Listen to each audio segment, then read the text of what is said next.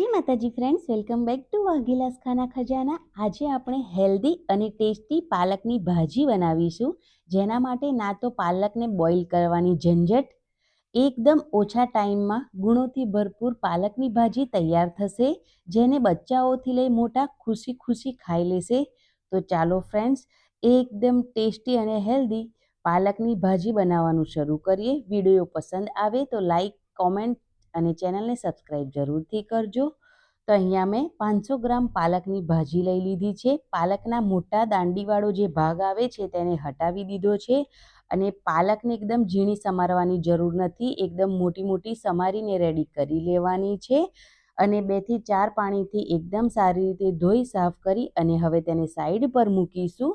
અને હવે એક પેસ્ટ તૈયાર કરવા માટે મિક્સર જાર લઈશું અને તેની અંદર ડુંગળી એડ કરીશું. તો મેં અહીંયા મીડિયમ સાઇઝની 2 નંગ ડુંગળી લીધી છે. તેની સાથે 10-15 નંગ જેટલા લસણ એડ કરીશું અને 1 થી 2 ચમચી જેટલું કાશ્મીરી લાલ મરચું એડ કરીશું, જેથી ભાજીનો જે કલર છે ખૂબ સરસ આવે અને શાક એટલું પણ વધારે તીખું ન બને.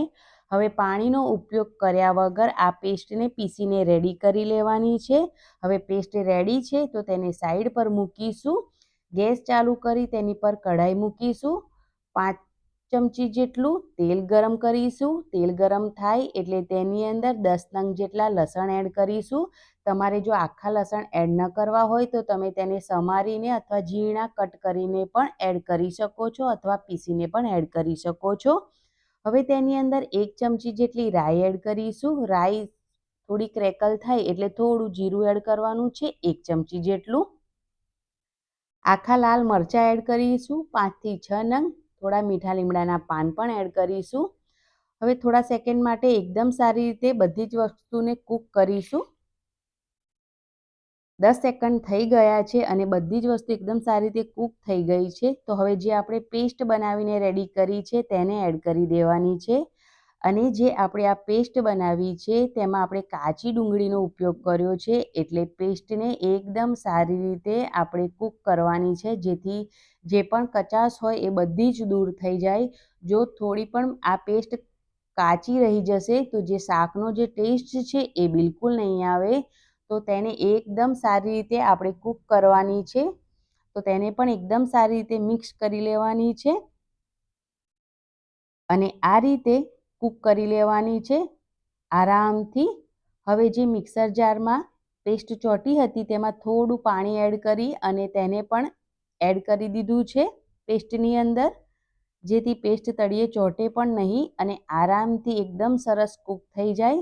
તો અહીંયા કૂક થવા દેવાની છે અને થોડા થોડા અંતરે આ રીતે ચમચ તેની અંદર હલાવતા રહેવાનું છે, જેથી તળિયે બેસી ન જાય.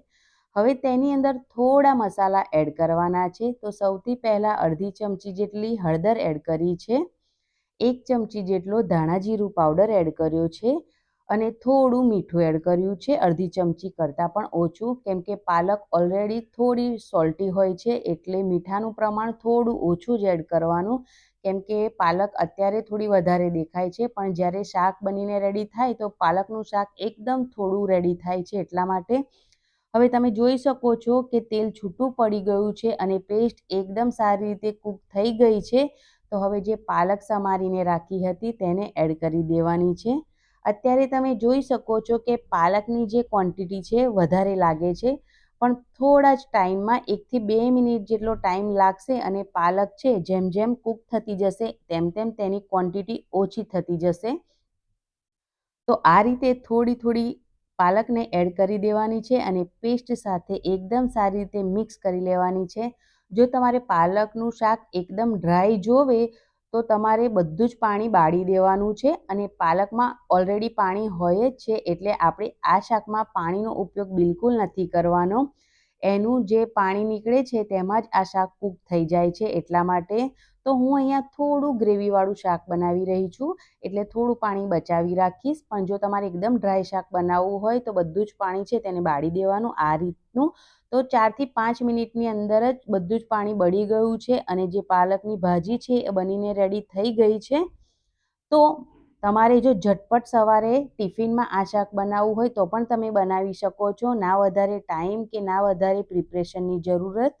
નાના બાળકોથી લઈ મોટા પણ આરામથી આ શાક ખાઈ લેશે અને મોર્નિંગમાં તમે ટિફિનમાં પણ આ શાક બનાવીને રેડી કરી શકો છો. એકદમ ઇઝી રેસીપી છે, તો તમે જરૂરથી ટ્રાય કરજો.